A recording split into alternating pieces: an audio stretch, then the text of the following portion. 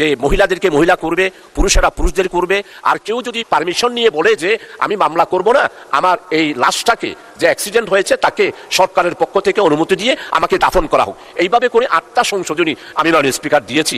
স্বজন হারানোর বেদনার চেয়ে বড় কষ্ট আর কি হতে পারে? কিন্তু আমাদের দেশে এই কষ্টের চেয়েও বড় মানসিক যাতনা হয়ে দাঁড়ায় যখন মর্গে একটা লাশ কাটাছেঁড়া বা পোস্টমর্টমের জন্য ঘন্টার পর ঘন্টা, এমনকি দিনের পর দিন অপেক্ষা করতে হয়।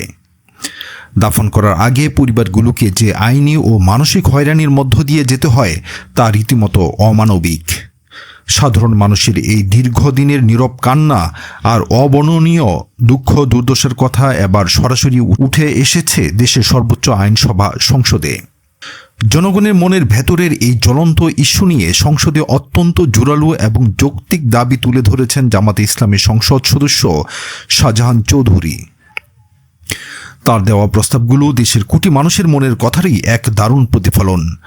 আজ আমরা দৃষ্টিকোণ থেকে জানব ঠিক কী ঘটেছিল সংসদে এবং কিভাবে সাধারণ মানুষের অধিকারের কথা সেখানে তুলে ধরা হয়েছে। সড়ক দুর্ঘটনা, পানিতে ডুবে মৃত্যু বা বিভিন্ন অপমৃত্যুর পর আইনি জটিলতার কারণে সাধারণ মানুষকে যে ধরনের ভোগান্তিতে পড়তে হয় তা কমানোর জন্য এমপি শাহজাহান চৌধুরী সংসদে মোট 8টি চমৎকার সংশোধনী প্রস্তাব তুলে ধরেন।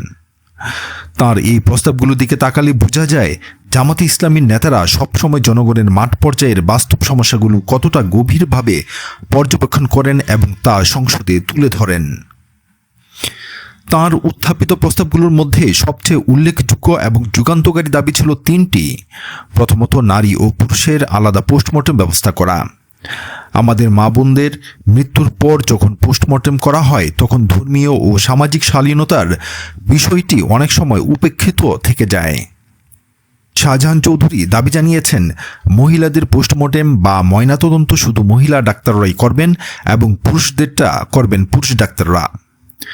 দ্বিতীয়ত, বিনা কাটাছেঁড়ায় দাফনের অনুমতি দেওয়া। অনেক সময় কোনো দুর্ঘটনা ঘটলে পরিবার স্পষ্ট বুঝতে পারে যে এটি একটি সাধারণ দুর্ঘটনা এবং তারা কোনো মামলা বা আইনি পদক্ষেপে যেতে চায় না, কিন্তু বর্তমান নিয়ম অনুযায়ী তবু লাশ কাটাছেঁড়া করা বাধ্যতামূলক হয়ে দাঁড়ায়।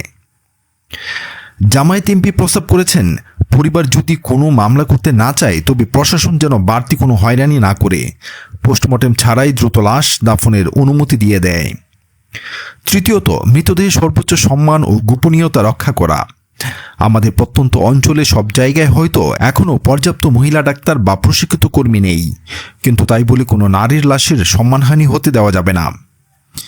যেখানে সুযোগ কম সেখানেও মৃতদেহের সর্বোচ্চ সম্মান ও গোপনীয়তা নিশ্চিত করার জন্য বিশেষ ব্যবস্থা নেওয়ার দাবি জানানো হয়েছে।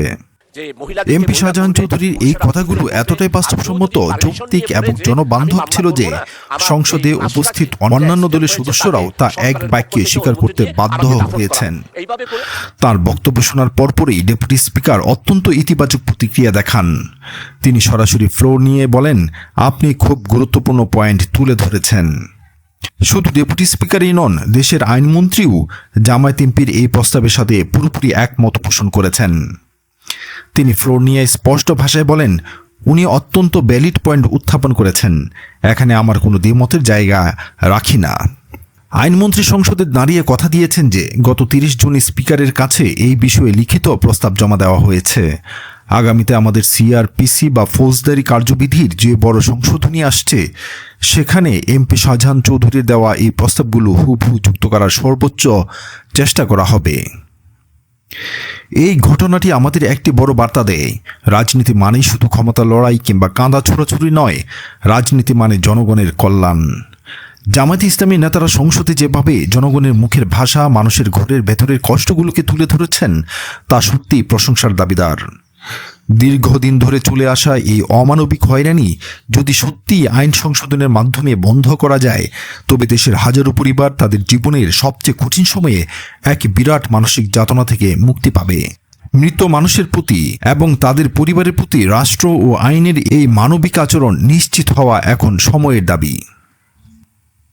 ভিডিওটি ভালো লাগলে লাইক, কমেন্ট এবং শেয়ার করে সত্য প্রকাশে আমাদের পাশে থাকুন। দেশ ও দেশের আসল চিত্র দেখতে চোখ রাখুন দৃষ্টিকোণ চ্যানেলে। ধন্যবাদ।